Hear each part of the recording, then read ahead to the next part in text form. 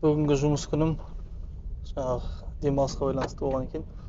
Ақсүтке келе жатырмын. Ақсүттегі жаңағы сиырлардың бәрін УЗИ жасап, синхронизация жасап, ұрықтандыру біздің мақсатымыз. Үйден шығамын, жұмыс орныма дейін 42 километр. Бұнда енді қазір малдың саны көп. Күн ысып келе жатыр. Күн ысыған сайын жаңағы ұрықтанудың сапасы төмендейді ғой. Соған байланысты жұмыстарды жылдамдатып істемесек, тозып үлгермей қаламыз. Соған күн ысымай ертерек жасаймыз осындай жұмыстарды жалпы. Мына біздің салынып жатқан жаңа коровнигіміз, сиыр қорамыз 400 басқа арналған. Енді іші үлкен керемет соңғы немен жасап жатыр үлгімен. Мына жер дайын зал болады. Проектісі қазір.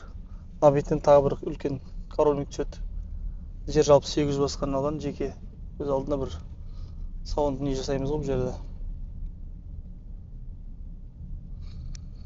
Жалпы мынау Ақсүт. Осы бұл жақта мен жарты күндік жұмыс күнім бар қазіргі таңда. Балаларын оқыту, малдарын тексеру, негізгі жұмыстарын жасаймын. Мына біздің дайын зал, мына бір беті. Мына бір беті біздің өзіміздің енді врачтардың нелердің бөлмелері ретінде ұстап отырмыз.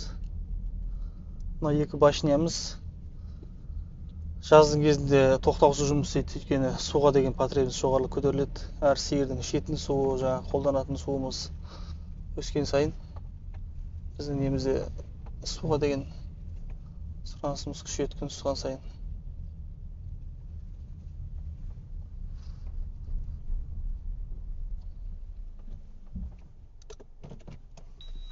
Осылай келеміз жұмысқа.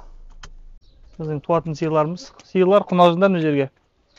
Тууға бір ай қалған кезде осы жаққа келіп нетеміз. Есікті ашып қоямыз, іште кіріп шығып жүреді өздері. Жер туғаннан кейін алып кетеміз бөліп. Бұзауын несін. Жерде құнажын, сиыр. Бір ай қалған кезде біз оларға вакцина саламыз жаңағы, ротавирус. Бұзауларға колостеральный иммунитет беру үшін уыз арқылы сиырлар туғаннан бір ай қалғанда вакцинация жасаймыз сиырларға.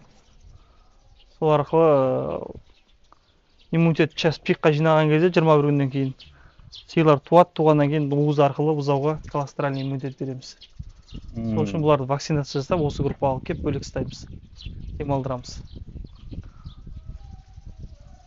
Бұл жерде уже желін жинап тұрған сиырлар көбісі. Желін жинап жатқан сиырлар желін. Бір ай. Құнажын, например, аналар құнажындар. Екі вакцина салынамасында бұлар ма? Кетіп жатыр. Екі вакцина салына ма? Бір вакцина, комплексный вакцина, мына құнажындар. Үштім олар. Мынау Породасы бөлек сияқты ма? Бөлеге көрініп тұр. Етті бағыттағы сияқты ма, Сол осылай бір сиырымыз осылай береді. Мына бельгийский голубая деген порода бар, Европада өте танымал порода етті жағынан. Жан жақтың бәрі мышцасы қаптап тұратын. Сол породамен Европа көп ұрықтандырады. Солардың бір поместары қап кеткен ғой қандарында. Бір сиыр өз бұзаудың бәрі осылай береді. Сүтілігі де жақсы ма бірақ олардың? Көреміз, енді туады, сіңлісі несі бар мынаның. Шешесі жақсы береді енді. Өзін білмеймін қалай болатынын. Беру керек, бұл сыртқы белгісі ғана неге тартып тұр ғой. Атак бұны әкесілік алғыш деген шешесі де қанында бар да. Жақсы ғой деймін, онда етті бағытта болайын деп тұрған мынау деймін. Туғысын көреміз. Мынау құнажын, например. Мыналар құнажындар. Неше жастық бұлар? Мынау неше жас? 2 жас, 2 айда туады бұлар. 2 жастан бастап туа береді уже. Олар 2 жаста? Иә. Олар 2 жас мына. Ой, үлкен кәдімгі биік. Сиыр ғой бұлар. Бір жастан асқаннан кейін ұрықтандырамыз. Бұларына туатынға дейін шөбі, рационы бөлек болады ғой бұлардың? Иә, буаз болғанға дейін бөлек, буаз болғаннан кейін рационы туғаннан кейін. Барлық рацион маңызды, бірақ туғаннан кейін рацион особенно бөлек, потому что сүт беретін уақыт қой. Бұзау өтіп буаз болғаннан кейін уже бұлар қайта диетаға көп тұрады, диетада. Көп бермейміз тамақта. Не үшін? Көбірек клетчатка береміз, қатты семір кетпеу үшін, қатты нет кетпеу үшін. Мыналар да құнажын. Жаңа кетіп бара жатқан құнажын. Бұлар шамамен қаншаға? Бұлар бірдей ма сроктары? Бір айдың ішінде туатындар, иә. Осы қазір мая ғой. Майдың басы. Осы майдың соңына дейін туатын группаның барлығы осы жерде жатыр. Сиырлардың бір ай жетіп. Сиырлардың бір Олар туатын кезде осы жерде жатып туа бере ма? ішке кіреді, осы жерде жатады. Ол Іште де сабан төселген іш бар, кірмейді, күннің шуағына еп сыртқа шығып алады өздері. оны күндіз түні қадағалауда ғой сонда, Дежурныйлар бар, иә. Мынау да құнаждың бірінші тума. Желіні сұмдық екен мынаның. Ішке кірмейді олар. Айдасан да кірмейді, далада осы күннің несінде. Мынау бірінші тума ма? Бірінші. Нөмірін қарау, бірінші тума, иә, кіндігі істіп тұр ғой. Кіндігі неге терең болып тұр? Бірінші тумаларда сетіп олай, көп. Не үшін? Енді бірінші тұп тұрғаннан кейін желін салу процестер бөлек оларда. Осылай желін салады, кіндігі сет. Солай туады, одан кейін ісігі қайтады, только желін қалады, раздойный группада. Мынау сиыр қызыл кетіп бара жатқан. Мына краслеп үстіне вакцина салып шығарған ғой бері қарай. Сосын отметка жасағанда бөліп еған. Оперовать еткен. Олар жалпы сиырларға неше вакцина салынды негізі бір жылдың ішінде? 6-7 вакцина. Ол қалыпты жағдай ма жоқ, жаңа шыққан ауруларға байланысты да шыққан ауруларға байланысты қосылған соңғы вакцина бізде нодулярный дерматитқа байланысты қосылды. Бұрын болмаған ол вакцина бізде. Біз жаңа Нуфивакс алып жүрдік, южноафриканский. Биыл қазақстанский вакцина, российский вакцина немес салып отыр енді. Ал негізі көп қолданатынымыз сол американский вакцина көп қолданамыз. Үкіметтің берілетін вакцинасынан яшур қолданамыз. Яшур? Иә. Вирусный вакцина, вирусқа қарсы. Жылына 2 рет саламыз оны, қалған вакциналар жылына 1 рет саламыз. Бұл сиырларда да не бола ма? Ауруға төзімділігі бар, тұқымдар бар ма ондай? Ондай бар, иә. Бірақ енді вирустық бактериалдық ауруға деп жазғанда көбінесе характеристикасында маститке төзімді, мастит хоматикасы жоғары деген сияқты жазылады. Иммунитеті жоғары, мынанша лактация сүт береді, ұзақ өмір сүреді деген сияқты. Ал жалпы бактериалды инфекционный ауруға жеке жазылмайтын ондай ауруға төзімді деген сияқты. Жаңа вакцина қарсы аурулардың ол тек қана иммунитетін түсіріп, сүттілігін төмендететін шығар олар, жоқ бір қайсылар? Өміріне де қауіп төндіретіндер бар ма аурулардың? Аурулардың? Иә. Аурулар жалпы өлтіріп тастайды ғой, өледі ғой. Сондай аурулар бар ма? Көп па ондайлар? Салмасаң көп. Біздің мақсатымыз емдеу емес, біздің мақсатымыз профилактика ғой. Вакцинацияны уақытында салмасаң, ауру келетін болса, Құдай сақтасын, қырылып қалады ғой. Жұт деген сол.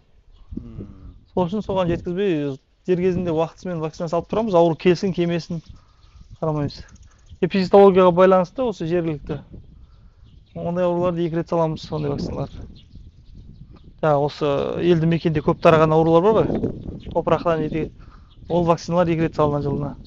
Өйткені оның иммунитеттік титрін жоғары, ең максималды дәрежеде ұстап тұру керек, ол үшін 2 рет салынады. Яшур деген сияқты. Яшур деген. Иә.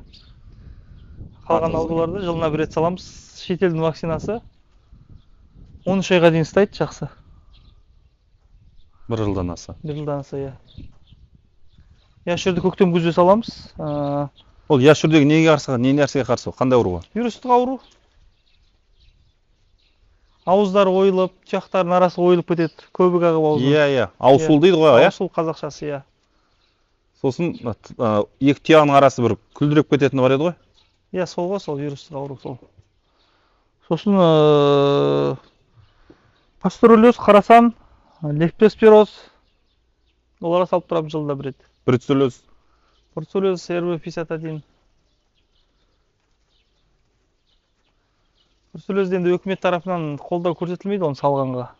Неге? Ол қатты қадағаланбай ма ол базарларда? Қадағаланып, негізі бірақ вакцина салындар деген сияқты өкімет тарапынан рұқсат алуы да бір қиындау мәселе оған. Сол мәселені мен де түсінбей қойдым. Ой, мыналар сүзісті ғой, мына ішіндегі баласын, бұзауын. Мына жерде кім королева екен, кім мына жердің несі екен выяснять етіп отыр ғой екеуі отношениесін. Мынау енді бірінші жыл тумаған көрініп тұр ғой Нұрмахан мынау. Қайсы? 3-4 туған сиыр ма бірдеңе ғой мынау. Мына үлкен сиырлар, иә. Мойында қызыл ремен мен сары ремені бар сиырлар, олар, иә, үлкен сиыр. Ремені жоқ, сосын құлағындағы сырғалар оранжевыйлардың бәрі бірінші рет туып тұрғандар. Бізде әр жыл сайын нөмір өзгеріп отыр, нөмірлер өзгереді. Мыналар, например, 20-дан басталады, 21-ші жылғы приплодтар, 21-ден 22-ден басталады нөмірлер. Сырғасын барып көрсем, мынау бірінші рет туады, например. Олар анау Голштейндер ысыққа шыдамауыт деп айтушы еді ғой. 21 жылы мына екінші. Жоқ, күндіз саны кіре ме ішке? Жоқ, қазір кірмей сол шығып алған емес пе өздері. Есікті ашсаң да кірмейді. Шөп бергенде ғана кіреді. Ана кетіп бара жатқан бірінші тум артындағы кіндіктер істеп жүр. Мына екінші тума міне. 21 жылғы. 20 жылғы мынау. Екі туады дегендер бар ма? Ондай жағдайлар бар ма? Екі бұзау туатындар. Үш бұзау да туып жатыр. Үшеуі де дұрыс қалыптаса ма бәрі? Салмақтары аз. Мақұл, құпталама дегенім ғой, екеу туу, үшеу туу, негізі осындай сүтті шаруашылықтарда. Не қылма? Құпталатын дүние ма деймін? Жоқ, құпталмайтын дүние.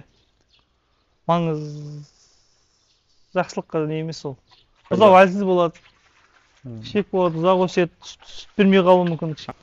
Халатымызды киіп, УЗИ-мізді арқалап, сыйларды УЗИ-ға түсірейік. УЗИ-ға перчаткілерімізді киіп, балдар да дайын отыр, мені күтіп отыр. Бұл УЗИ не үшін? Сиырдың буаз қысырлығын анықтау үшін. Ұрықтандырғаннан кейін қанша уақыттан кейін? Ұрықтандырғаннан кейін 36 күннен бастап түсіруге болады. Біз мына жерде біраз уақыт кешігіп қалдық, сол үшін жылдамдатып істеп жатыр қазір. Алдында біраз уақыт болған жоқ бұл жерде. Біраз уақыт түспей қалды өзі. Қазір бұл жерде әртүрлі сұрақтар шығады уже. Мынау УЗИ түсіретін аппарат табылатын дүние ма? Біз Европадан алдырдық. Самый жақсыларының екінші орында әлем бойынша. Четкісі жақсы да. Аграрлық университетінің 4-ші курстың студенттері өте жақсылардың жақсы түскен практиканттардың бірі болды қолға. Үстілерін аяп атқан жоқ аш. Оқ, не демейді, кіріп кетеді. Кірісіп прям жақсылап істеп жатыр. Кетіге бастаймыз. Мен жалпы мына мен тікшекке тығу арқылы көрсетем. Мына ішінде экран бар, экран арқылы мына жерде көрінеді уже жалпы іште не бар екен. Оны оқуының өзінің бір ережелері бар ма? Бәрі адам көре ала ма оны? Үйрену керек жалпы. Жыбырлаған нәрсе болса бұзау деген сөз емес пе? Жоқ, ол емес. Жыбырлаған емес, кәдімгі өзі күніне қарай, уақытына қарай әртүрлі бұзаудың несі өзгереді. Плоттың развитиясы. Соған байланысты. Қазір қарап қанша уақыт бар екенін анықтауға бола ма? Анықтауға болады, проблема жоқ. Кеттік, кірдік жігіттер.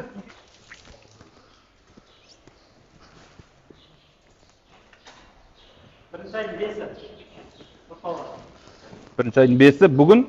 Уақыт өтіп кетті, біраз болды ғой уже. Осы уақытқа дейін уақыт болған жоқ қой. Қайта күйлемеді. Мынау буаз, например. Ол бұлай ақ өзесіз ақ көруге болады қолмен, проблем емес. Жалпы группаны түсірген екен, түсіреміз де барлығын. Мынау стельный.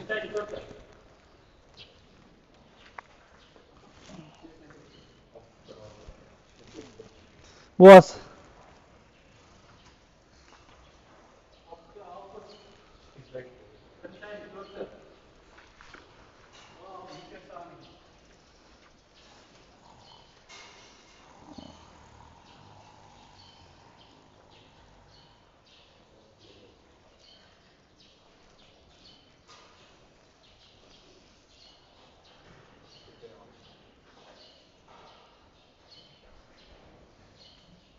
Буаз.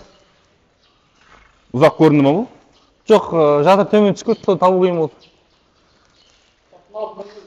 Сиырдың жасы үлкейіп көп туған сайын жатыр төмен түсе береді ғой. Сосын сиыр семіз болса, көру қиындау болады. Буаз.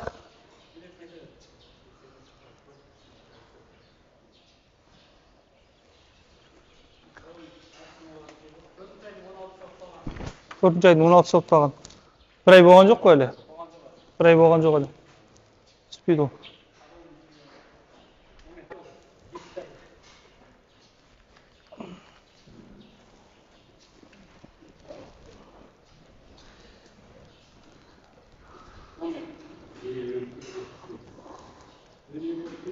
Ол краска қысыр.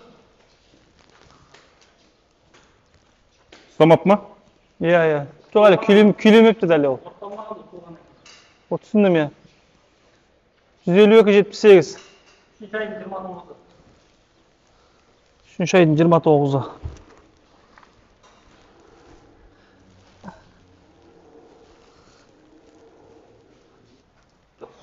Қанша күндік мынаның срогы? 1 айдан асқан, 40 күннен асқан срок. Буаз.